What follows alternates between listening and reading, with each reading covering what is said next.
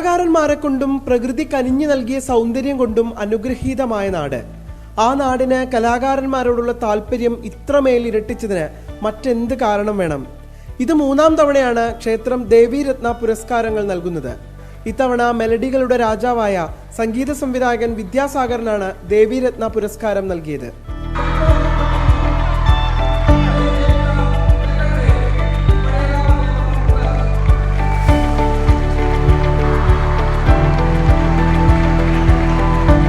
എന്നെയും എൻ്റെ സംഗീതവും അത്രത്തോളം സ്നേഹിക്കുന്ന എത്ര